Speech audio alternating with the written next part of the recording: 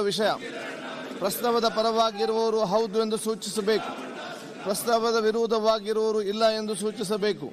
ಪ್ರಸ್ತಾವವು ಹೌದು ಎಂಬ ಪರವಾಗಿದೆ ಎಂದು ಭಾವಿಸುತ್ತೇನೆ. ಪ್ರಸ್ತಾವವು ಹೌದು ಎಂಬ ಪರವಾಗಿದೆ.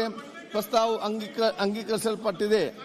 ಒಂದನೇ ಕಂಡ ಹೆಸರು ಮತ್ತು ಅವತರಣಿಕೆ ವಿಧೇಯಕದ ಅಂಗವಾಗಿದೆ. ಮಾನ್ಯ ಸಚಿವರು. ಸನ್ಮಾನ್ಯ ಅಧ್ಯಕ್ಷರೇ, ವಿಧೇಯಕವನ್ನ ಅಂಗೀಕರಿಸಬೇಕು ಅಂತ ಹೇಳಿ ಸದನಕ್ಕೆ ನಾನು ಪ್ರಾರ್ಥಿಸುತ್ತೇನೆ. ಪ್ರಸ್ತಾವವನ್ನು ಮಂಡಿಸಲಾಗಿದೆ. ಅದನ್ನೀಗ ಸಭೆಯ ಮತಕ್ಕೆ ಹಾಕುತ್ತೇನೆ.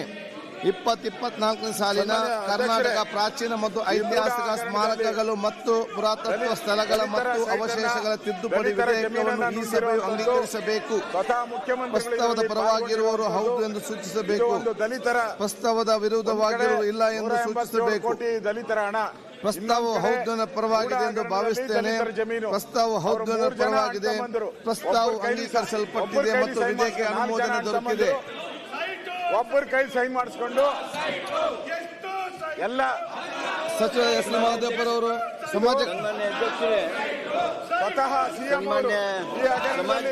ಸಚಿವರ ಪರವಾಗಿ ಪಾಲ್ಗೊಂಡಿದ್ದಾರೆ. ಯಾರು ರಕ್ಷಣೆ ಮಾಡಬೇಕಾಗಿತ್ತು, ಯಾರು ರಕ್ಷಣೆ ಮಾಡಬೇಕಾಗಿತ್ತು ಅವರೇ ಭಕ್ಷಕರಾಗಿದ್ದಾರೆ. ವಿಧೇಯಕವನ್ನು ಸಿದ್ದರಾಮಯ್ಯನವರೇ ಭಕ್ಷಕರಾಗಿರೋದು. ಇದು ದೊಡ್ಡ ತನಿಖೆ ಆಗಬೇಕು, ಸಿಬಿಐ ತನಿಖೆ ಆಗಬೇಕು. ಒಂದು ಕ್ಷಣನೂ ಕೂಡ ಮುಖ್ಯಮಂತ್ರಿಗಳು ವಿವರಣೆ ಕೊಡ್ತಾರೆ. ಸ್ವಲ್ಪ ಕೇಳಿ, ಬಿಲ್ ವಿವರಣೆ ಕೇಳಿ. ನಮ್ರವಾಗಿ ಅವರಿಗೆ ಕೃತಜ್ಞತೆಯನ್ನು ಹೇಳ್ತಾ ಇದೊಂದು ಅತ್ಯಂತ ಮಹತ್ವದ ಹಾಗೂ ನಮ್ಮ ಸ್ಮಾರಕಗಳನ್ನು ನಾವು ರಕ್ಷಣೆ ಮಾಡೋದಕ್ಕೆ ನಾವು ಮಾಡಬೇಕಾಗಿರ್ತಕ್ಕಂಥ ಕರ್ತವ್ಯ ಇದೆ. ಇಲ್ಲಿ ಸ್ಮಾರಕಗಳನ್ನು ದತ್ತಿ ತೆಗೆದುಕೊಳ್ಳುವುದಕ್ಕೆ ಯಾವ ರೀತಿಯಾಗಿ ಮಾಡೋದಕ್ಕೆ ಸಾಧ್ಯ ಆ ಕೆಲಸವನ್ನ ನಾವು ಈ ಸಂದರ್ಭದಲ್ಲಿ ಮಾಡ್ತಾ ಇದ್ದೇವೆ. ಈ ಕೆಲಸ ಮಾಡುವಾಗ ಈ ತಿದ್ದುಪಡಿ ಅನುಕೂಲ ಆಗ್ತದೆ ಅಂತ ಹೇಳಿ ವಿಶ್ವಾಸ ಇದೆ. ಅಂಗೀಕರಿಸಬೇಕು ಅಂತ ಹೇಳಿ ನಮ್ಮ ಮುಖಾಂತರ ಪ್ರಾರ್ಥನೆ ಮಾಡ್ತೀವಿ. ಪರ್ಯಾಲೋಚನಾ ಪ್ರಸ್ತಾವನೆ ಈಗ ಸಭೆ ಮತಕ್ಕೆ ಹಾಕುತ್ತೇನೆ. 2024 ಸಾಲಿನ ಕರ್ನಾಟಕ ಅನುಸೂಚಿತ ಜಾತಿಗಳು, ಅನುಸೂಚಿತ ಬುಡಕಟ್ಟುಗಳು ಮತ್ತು ಇತರ ಹಿಂದುಳಿದ ವರ್ಗಗಳ ನೇಮಕಾತಿ ಮುಂತಾದವುಗಳ ಮೀಸಲಾತಿ ತಿದ್ದುಪಡಿ ಈ ವಿಧೇಯಕವನ್ನು ಪರ್ಯಾಲೋಚಿಸುತ್ತೆ ಎಂಬ ವಿಷಯ ಸಭೆಯ ಮುಂದೆ ಇದೆ. ಪ್ರಸ್ತಾವದ ಪರವಾಗಿರುವವರು ಹೌದು ಎಂದು ಸೂಚಿಸಬೇಕು. ಪ್ರಸ್ತಾವದ ವಿರೋಧವಾಗಿರುವವರು ಇಲ್ಲ ಎಂದು ಸೂಚಿಸಬೇಕು. ಪ್ರಸ್ತಾವ ಹೌದು ಪರವಾಗಿದೆ ಎಂದು ಭಾವಿಸುತ್ತೇನೆ. ಪ್ರಸ್ತಾವ ಹೌದು ಪರವಾಗಿದೆ. ಪ್ರಸ್ತಾವಕ್ಕೆ ಅನುಮೋದನೆ ದೊರಕಿದೆ. ಈಗ ವಿಧೇಯಕವನ್ನು ಖಂಡವಾಗಿ ಮತಕ್ಕೆ ಹಾಕುತ್ತೇನೆ. 2ರಿಂದ 12ವರೆಗಿನ ಖಂಡಗಳು ವಿಧೇಯಕದ ಅಂಗವಾಗಿರಬೇಕೆಂದು ಸಭೆಯ ಮುಂದಿರುವ ವಿಷಯ. ಪ್ರಸ್ತಾವದ ಪರವಾಗಿರುವವರು ಹೌದು ಎಂದು ಸೂಚಿಸಬೇಕು. ಪ್ರಸ್ತಾವದ ವಿರೋಧವಾಗಿರುವವರು ಇಲ್ಲ ಎಂದು ಸೂಚಿಸಬೇಕು. ಪ್ರಸ್ತಾವ ಹೌದು ಪರವಾಗಿದೆ ಎಂದು ಭಾವಿಸುತ್ತೇನೆ. ಪ್ರಸ್ತಾವ ಹೌದು ಪರವಾಗಿದೆ. ಪ್ರಸ್ತಾವಕ್ಕೆ ಒಪ್ಪಿಗೆ ದೊರಕಿದೆ. 2ರಿಂದ 12ವರೆಗಿನ ಖಂಡಗಳು ವಿಧೇಯಕದ ಅಂಗವಾದವು. 1ನೇ ಖಂಡ ಹೆಸರು ಮತ್ತು ಅವತರಣಿಕೆ ವಿಧೇಯಕದ ಭಾಗವಾಗಬೇಕೆಂಬುದು ಸಭೆ ಮುಂದಿರುವ ವಿಷಯ. ಪ್ರಸ್ತಾವದ ಪರವಾಗಿರುವ ಹೌದು ಎಂದು ಸೂಚಿಸಬೇಕು. ಪ್ರಸ್ತಾವದ ವಿರೋಧವಾಗಿರುವ ಇಲ್ಲ ಎಂದು ಸೂಚಿಸಬೇಕು. ಪ್ರಸ್ತಾವ ಹೌದು ಪರವಾಗಿದೆ ಎಂದು ಭಾವಿಸುತ್ತೇನೆ. ಪ್ರಸ್ತಾವ ಹೌದು ಪರವಾಗಿದೆ. ಪ್ರಸ್ತಾವ ಅಂಗೀಕರಿಸಲ್ಪಟ್ಟಿದೆ. 1ನೇ ಖಂಡ ಹೆಸರು ಮತ್ತು ಅವತರಣಿಕೆ ವಿಧೇಯಕದ ಅಂಗವಾಗಿದೆ. ಮಾನ್ಯ ಸಚಿವರು. ಸನ್ಮಾನ್ಯ ಅಧ್ಯಕ್ಷರೇ, ಇದೊಂದು ಅತ್ಯಂತ ಪ್ರಮುಖವಾಗಿರ್ತಕ್ಕಂಥ ತಿದ್ದುಪಡಿ. ಈ ನಮ್ಮ ಔಟ್ಸೋರ್ಸ್ ನಲ್ಲಿ ಇಲ್ಲಿಯವರೆಗೆ ಸಾಮಾಜಿಕ ನ್ಯಾಯ ಇರಲಿಲ್ಲ. ಆ ಸಾಮಾಜಿಕ ನ್ಯಾಯವನ್ನು ಒದಗಿಸಬೇಕು ಅನ್ನುವಂಥ ಉದ್ದೇಶದಿಂದ ಹಾಗೂ ಸಂವಿಧಾನಾತ್ಮಕವಾಗಿರ್ತಕ್ಕಂಥ ಹಕ್ಕುಗಳನ್ನು ನಾವು ಸರಿಯಾಗಿ ಎಲ್ಲರಿಗೂ ಕೊಡಬೇಕು ಅನ್ನುವಂಥ ಉದ್ದೇಶದಿಂದ ಈ ಕಾನೂನನ್ನು ತಂದಿದ್ದೇವೆ. ಇದನ್ನು ಅಂಗೀಕರಿಸಬೇಕು ಅಂತ ಹೇಳಿ ನಾನು ತಮ್ಮಲ್ಲಿ ಅರಿಕೆ ಮಾಡ್ತೇನೆ. ಪ್ರಸ್ತಾವವನ್ನು ಮಂಡಿಸಲಾಗಿದೆ. ಅದನ್ನೀಗ ಸಭೆಯ ಮಧ್ಯಕ್ಕೆ ಹಾಕುತ್ತೇನೆ. 2024 ಸಾಲಿನ ಕರ್ನಾಟಕ ಅನುಸೂಚಿತ ಜಾತಿಗಳು, ಅನುಸೂಚಿತ ಬುಡಕಟ್ಟುಗಳು ಮತ್ತು ಇತರ ಹಿಂದುಳಿದ ವರ್ಗಗಳ ನೇಮಕಾತಿ ಮುಂತಾದವುಗಳ ಮೀಸಲಾತಿ ತಿದ್ದುಪಡಿ ವಿಧೇಯಕವನ್ನು ಈ ಸಭೆಯು ಅಂಗೀಕರಿಸಬೇಕು. ಪ್ರಸ್ತಾವದ ಪರವಾಗಿರುವವರು ಹೌದು ಎಂದು ಸೂಚಿಸಬೇಕು. ಪ್ರಸ್ತಾವದ ವಿರೋಧವಾಗಿರುವವರು ಇಲ್ಲ ಎಂದು ಸೂಚಿಸಬೇಕು. ಪ್ರಸ್ತಾವ ಹೌದು ಪರವಾಗಿದೆ ಎಂದು ಭಾವಿಸುತ್ತೇನೆ. ಪ್ರಸ್ತಾವ ಹೌದು ಪರವಾಗಿದೆ. ಪ್ರಸ್ತಾವ ಅಂಗೀಕರಿಸಲ್ಪಟ್ಟಿದೆ ಮತ್ತು ವಿಧೇಯಕಕ್ಕೆ ಅನುಮೋದನೆ ದೊರಕಿದೆ. ಸಾರಿಗೆ ಸಚಿವರಾದ ರಾಮಲಿಂಗಾರೆಡ್ಡಿ ಅವರು. ಸಭಾಧ್ಯಕ್ಷರೇ, 2024ನೇ ಸಾಲಿನ ಶ್ರೀ ರೇಣುಕಾ ಯಲ್ಲಮ್ಮ ದೇವಸ್ಥಾನ ಅಭಿವೃದ್ಧಿ ಪ್ರಾಧಿಕಾರ ವಿಧೇಯಕವನ್ನು ಬಗೆಹರಿಸಬೇಕೆಂದು ಸೂಚಿಸುತ್ತೇನೆ. ಎಕ್ಸ್ಪ್ಲೇನ್ ಮಾಡಿ ಏನೊಂದು ವಿಷಯ ಬಿಲ್ ಇದು. ಅಧ್ಯಕ್ಷರೇ, ಎಕ್ಸ್ಪ್ಲೈನ್ ಮಾಡಬೇಕು. ಸ್ವತಃ ಮುಖ್ಯಮಂತ್ರಿಗಳು ಮೂಡ ದೇವಾಲಯ ಅಭಿವೃದ್ಧಿ ಮೂಡ ಗಬ್ಬೆದ್ದೋಗೈತೆ ಅಂತ ಸ್ವತಃ ಮುಖ್ಯಮಂತ್ರಿಗಳು ಹೇಳಿದ್ದಾರೆ. ಪ್ರತಿ ವರ್ಷ ಸುಮಾರು 80 ಲಕ್ಷದಿಂದ 1 ಕೋಟಿ ಜನ ಈ ದೇವಸ್ಥಾನಕ್ಕೆ ಬರ್ತಾರೆ. ಅದರಲ್ಲಿ ಕರ್ನಾಟಕದಿಂದ ಮೂಡ ಗಬ್ಬೆದ್ದೋಗಿರೋದ್ರ ಬಗ್ಗೆ ಸ್ವತಃ ಮುಖ್ಯಮಂತ್ರಿಗಳೇ ಹೇಳಿದ್ದಾರೆ. ಗಬ್ಬೆದ್ದೋಗೈತೆ ಅಂತ ಅಂಥದ್ರಲ್ಲಿ 14 ಸೈಟ್ ತಗೊಂಡವ್ರೆ. ಜನ ಗಬ್ಬೆದ್ದೋಗಿರೋ ಮೂಡದಲ್ಲಿ ಅವರೇ ಹೇಳಿದ್ದಾರೆ ಗಬ್ಬೆದ್ದೋಗಿದೆ ಮೂಡ ಅಂತ. ಅದರಲ್ಲಿ 14 ಸೈಟ್ ಮಾಡಿದ್ರೆ ಫೆಸಿಲಿಟೀಸು ಒಂದು ರಾಜ್ಯ ಮಟ್ಟದ ಒಂದು ಸಮಿತಿ ಇರುತ್ತೆ, ಮತ್ತೆ ಮುಜಾಯಿ ಸಚಿವರ ಅಧ್ಯಕ್ಷತೆಯಲ್ಲಿ ಒಂದು ಸಮಿತಿ ಇರುತ್ತೆ, ಜಿಲ್ಲಾ ಮಟ್ಟದ ಜಿಲ್ಲಾಧಿಕಾರಿಗಳ ಮಟ್ಟದಲ್ಲೊಂದು ಸಮಿತಿ ಇರುತ್ತೆ. ಸಭಾಧ್ಯಕ್ಷರೇ, ಇದನ್ನ ಅನುಮೋದನೆ ಮಾಡಿಕೊಡ್ಬೇಕು ಅಂತ ನಾನು ಈ ಸಂದರ್ಭದಲ್ಲಿ ಕೇಳ್ಕೊಳ್ತೇನೆ. ಪರ್ಯಾಲೋಚನಾ ಪ್ರಸ್ತಾವವನ್ನು ಈಗ ಸಭೆ ಮಧ್ಯಕ್ಕೆ ಹಾಕುತ್ತೇನೆ. 2020ನೇ ಸಾಲಿನ ಶ್ರೀ ರೇಣುಕಾ ಯಲ್ಲಮ್ಮ ದೇವಾಲಯ ಅಭಿವೃದ್ಧಿ ಪ್ರಾಧಿಕಾರ ವಿಧೇಯಕವನ್ನು ಪರ್ಯಾಲೋಚಿಸುತ್ತದೆ ಎಂಬ ವಿಷಯವು ಸಭೆಯ ಮುಂದೆ ಇದೆ. ಪ್ರಸ್ತಾವದ ಪರವಾಗಿರುವವರು ಹೌದು ಎಂದು ಸೂಚಿಸಬೇಕು. ಪ್ರಸ್ತಾವದ ವಿರುದ್ಧವಾಗಿರುವರು ಇಲ್ಲ ಎಂದು ಸೂಚಿಸಬೇಕು. ಪ್ರಸ್ತಾವವು ಹೌದು ಪರವಾಗಿದೆ ಎಂದು ಭಾವಿಸುತ್ತೇನೆ. ಪ್ರಸ್ತಾವ ಹೌದು ಪರವಾಗಿದೆ. ಪ್ರಸ್ತಾವಕ್ಕೆ ಅನುಮೋದನೆ ದೊರಕಿದೆ. ವಿಧೇಯಕವನ್ನು ಖಂಡವಾಗಿ ಮತಕ್ಕೆ ಹಾಕುತ್ತೇನೆ. 2 ರಿಂದ 42ವರೆಗಿನ ಖಂಡಗಳು ವಿಧೇಯಕದ ಅಂಗವಾಗಿರಬೇಕು ಎನ್ನುವುದು ಸಭೆಯ ಮುಂದಿರುವ ವಿಷಯ. ಪ್ರಸ್ತಾವದ ಪರವಾಗಿರುವವರು ಹೌದು ಎಂದು ಸೂಚಿಸಬೇಕು. ಪ್ರಸ್ತಾವದ ವಿರೋಧವಾಗಿರುವವರು ಇಲ್ಲ ಎಂದು ಸೂಚಿಸಬೇಕು. ಪ್ರಸ್ತಾವವು ಹೌದು ಪರವಾಗಿದೆ ಎಂದು ಭಾವಿಸುತ್ತೇನೆ. ಪ್ರಸ್ತಾವವು ಹೌದು ಪರವಾಗಿದೆ. ಪ್ರಸ್ತಾವಕ್ಕೆ ಒಪ್ಪಿಗೆ ದೊರಕಿದೆ. 2 ರಿಂದ 42ವರೆಗಿನ ಖಂಡಗಳು ವಿಧೇಯಕದ ಅಂಗವಾದವು. 1ನೇ ಖಂಡ ಹೆಸರು ಮತ್ತು ಅವತರಣಿಕೆ ವಿಧೇಯಕದ ಭಾಗವಾಗಬೇಕೆಂಬುದು ಸಭೆ ಮುಂದಿರುವ ವಿಷಯ. ಪ್ರಸ್ತಾವದ ಪರವಾಗಿರುವವರು ಹೌದು ಎಂದು ಸೂಚಿಸಬೇಕು. ಪ್ರಸ್ತಾವದ ವಿರೋಧವಾಗಿರುವವರು ಇಲ್ಲ ಎಂದು ಸೂಚಿಸಬೇಕು. ಪ್ರಸ್ತಾವವು ಹೌದು ಪರವಾಗಿದೆ ಎಂದು ಭಾವಿಸುತ್ತೇನೆ. ಪ್ರಸ್ತಾವವು ಹೌದು ಪರವಾಗಿದೆ. ಪ್ರಸ್ತಾವವು ಅಂಗೀಕರಿಸಲ್ಪಟ್ಟಿದೆ. 1ನೇ ಖಂಡ ಹೆಸರು ಮತ್ತು ಅವತರಣಿಕೆ ವಿಧೇಯಕದ ಅಂಗವಾಗಿದೆ. ಮಾನ್ಯ ಸಚಿವರು, ಅಧ್ಯಕ್ಷರೇ, ವಿಧೇಯಕವನ್ನು ಅಂಗೀಕರಿಸಬೇಕೆಂದು ಕೋರುತ್ತೇನೆ. ಪ್ರಸ್ತಾವವನ್ನು ಮನ್ನಿಸಲಾಗಿದೆ. ಅದನ್ನೀಗ ಸಭೆಯ ಮತಕ್ಕೆ ಹಾಕುತ್ತೇನೆ. 2024 ಸಾಲಿನ ಶ್ರೀ ರೇಣುಕಾ ಯಲ್ಲಮ್ಮ ದೇವಾಲಯ ಅಭಿವೃದ್ಧಿ ಪ್ರಾಧಿಕಾರ ವಿಧೇಯಕವನ್ನು ಈ ಸಭೆ ಅಂಗೀಕರಿಸಬೇಕು. ಪ್ರಸ್ತಾವದ ಪರವಾಗಿರುವವರು ಹೌದು ಎಂದು ಸೂಚಿಸಬೇಕು. ಪ್ರಸ್ತಾವದ ವಿರೋಧವಾಗಿರುವವರು ಇಲ್ಲ ಎಂದು ಸೂಚಿಸಬೇಕು. ಪ್ರಸ್ತಾವ ಹೌದು ಪರವಾಗಿದೆ ಎಂದು ಭಾವಿಸುತ್ತೇನೆ. ಪ್ರಸ್ತಾವ ಹೌದು ಪರವಾಗಿದೆ. ಪ್ರಸ್ತಾವ ಅಂಗೀಕರಿಸಲ್ಪಟ್ಟಿದೆ ಮತ್ತು ವಿಧೇಯಕಕ್ಕೆ ಅನುಮೋದನೆ ದೊರಕಿದೆ. 14 ಸೈಟ್ ಡಾಕ್ಯುಮೆಂಟ್ ಇದು. ಒಂದೊಂದು ಸೈಟ್ ಪಕ್ಕಾ ರಿಜಿಸ್ಟ್ರೇಷನ್ ಆಗಿರೋ ಕ್ಷೇತ್ರದ ಜನತೆಯ ಪರವಾಗಿ ಹಾಗೂ ನನ್ನ ವೈಯಕ್ತಿಕವಾಗಿ ಒಂದೊಂದು ಹಾಕಿದ್ದೀನಿ ನಾನು ಮಾಡಿದ್ದೀನಿ. ಸಚಿವರುವಂತ ರಾಮಲಿಂಗಾರೆಡ್ಡಿ ಸಾಹೇಬರಿಗೆ 14 ಸೈಟ್ ಸಪರೇಟ್ ರಿಜಿಸ್ಟ್ರೇಷನ್. 14 ಕೂಡ ಒಂದೇ ದಿನದಲ್ಲಿ ಆಗಿರುವಂತದ್ದು. 21/1/22ನೇ ತಾರೀಕು ಎಲ್ಲಾನು ಒಂದೇ ದಿನ ಹಕ್ಕುಪತ್ರ ಕೊಟ್ಬಿಟ್ಟವ್ರೆ. ಬಡವರಿಗೆ ಹಕ್ಕುಪತ್ರ ಪಾಸ್ ಆಗಿದೆ. ಮತ್ತೆ ಸತಾಯಿಸ್ತಾರೆ. ಬಡವರಿಗೆ ಹಕ್ಕುಪತ್ರ ಕೊಡಕ್ಕೆ ಸತಾಯಿಸ್ತಾರೆ. ಆದ್ರೆ ಸಿಎಂ ಅವರಿಗೆ ಒಂದೇ ದಿನ 14 ಸೈಟ್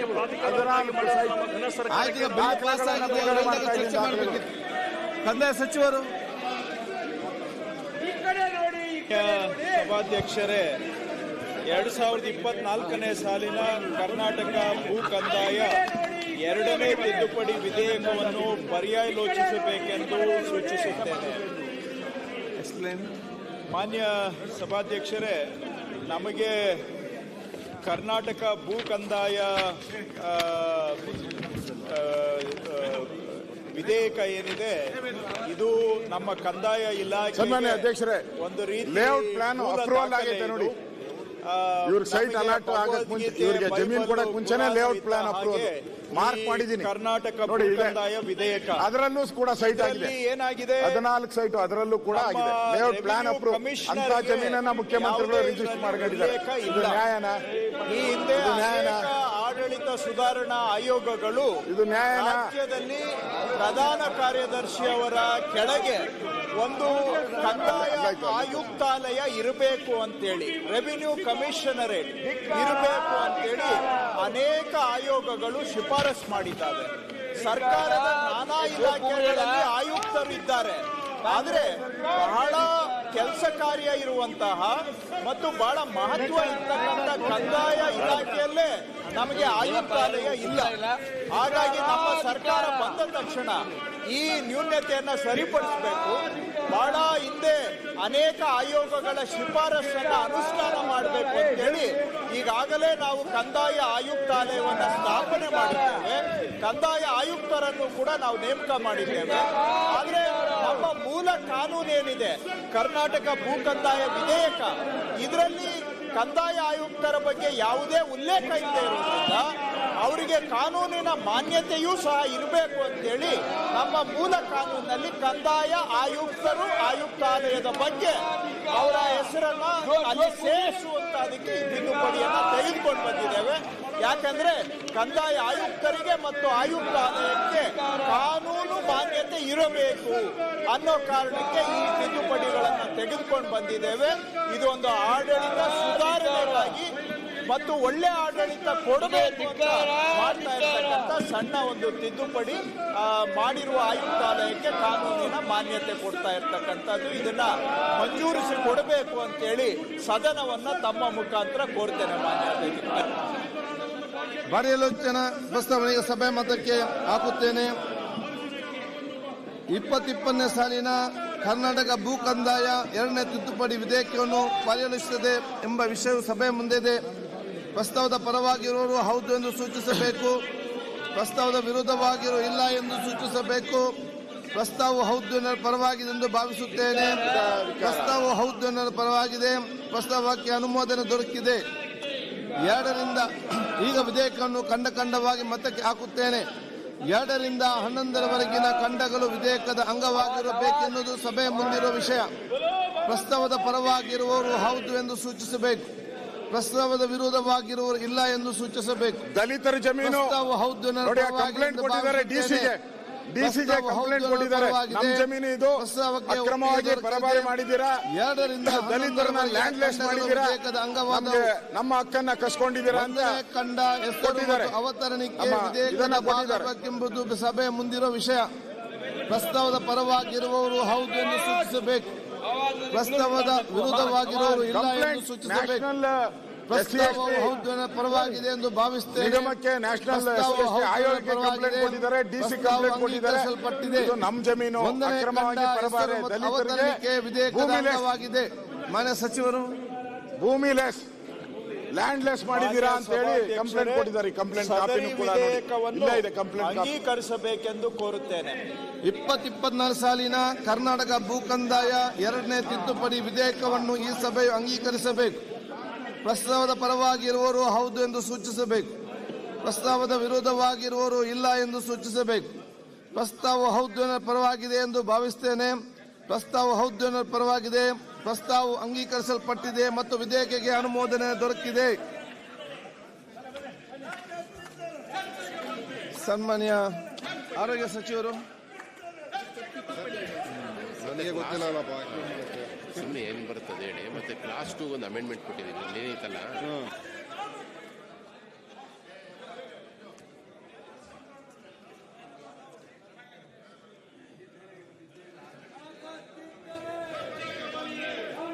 ಮಾನ್ಯ ಸಭಾಧ್ಯಕ್ಷರೇ, 2024ನೇ ಸಾಲಿನ ಕರ್ನಾಟಕ ವೈದ್ಯಕೀಯ ನೋಂದಣಿ ಮತ್ತು ಇತರ ಕೆಲವು ಕಾನೂನು ತಿದ್ದುಪಡಿ ವಿಧೇಯಕವನ್ನು ಪರ್ಯಾಲೋಚಿಸಬೇಕೆಂದು ಸೂಚಿಸುತ್ತೇನೆ.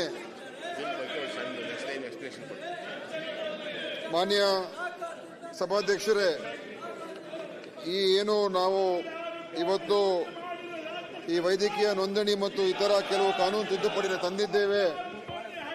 ಇದರ ಕೆಲವು ಅಂಶಗಳನ್ನು ಇಲ್ಲಿ ನಾನು ಪ್ರಸ್ತಾಪ ಮಾಡೋದಕ್ಕೆ ಬಯಸ್ತಾ ಇದ್ದೇನೆ. ಮುಖ್ಯವಾಗಿ ಏನು ಮೆಡಿಕಲ್ ಕೌನ್ಸಿಲ್ ಇದೆ, ಆ ಮೆಡಿಕಲ್ ವೈದ್ಯಕೀಯ ಪರಿಷತ್ ಏನಿದೆ, ಆ ಪರಿಷತ್ನಲ್ಲಿ ಕೆಲವು ಮಾರ್ಪಾಡುಗಳನ್ನು ಮಾಡಿರ್ತಕ್ಕಂಥದ್ದು. ಅಲ್ಲಿ ಹೊಸ ಸದಸ್ಯರುಗಳನ್ನು ಯಾವ ರೀತಿಯಾಗಿ ಚುನಾಯಿಸಿಕೊಳ್ಬೇಕು ಅದರ ಬಗ್ಗೆ ಪ್ರಕ್ರಿಯೆಗಳ ಬಗ್ಗೆ ಸ್ವಲ್ಪ ತಿದ್ದುಪಡಿಗಳು ಮಾಡಿದ್ದೇವೆ.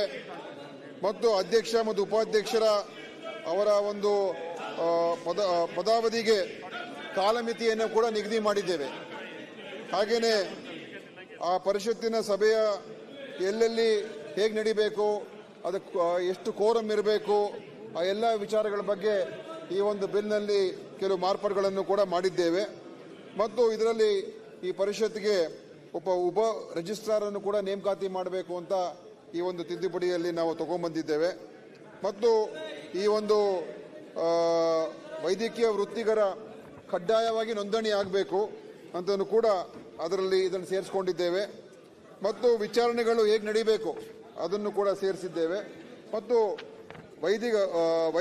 ವೈದ್ಯಕೀಯ ಕ್ಷೇತ್ರದಲ್ಲಿ ಕೆಲಸ ಮಾಡ್ತಾ ಇರ್ತಕ್ಕಂಥ ಡಾಕ್ಟರ್ಗಳಿರ್ಬೋದು, ಸಿಬ್ಬಂದಿ ಇರ್ಬೋದು, ಅವರ ಮೇಲೆ ಏನಾದರೂ ಅವಮಾನ ಮಾಡುವಂಥ ಘಟನೆಗಳು ನಡೆದಾಗ, ಹಿಂಸಿಸುವಂಥ ಘಟನೆಗಳು ನಡೆದಾಗ, ಅಗೌರವಿಸುವಂಥ ಘಟನೆಗಳು ನಡೆದಾಗ ಅವ್ರ ಮೇಲೆ ಆ ಕ್ರಮಗಳು ಯಾವ ರೀತಿ ತಗೊಳ್ಬೇಕು ಆ ಕ್ರಮಗಳ ಬಗ್ಗೆನೂ ಕೂಡ ಇದರಲ್ಲಿ ಕೆಲವು ತಿದ್ದುಪಡಿಯಲ್ಲಿ ನಾವು ಮಾರ್ಪಾಡುಗಳನ್ನು ಮಾಡಿದ್ದೇವೆ.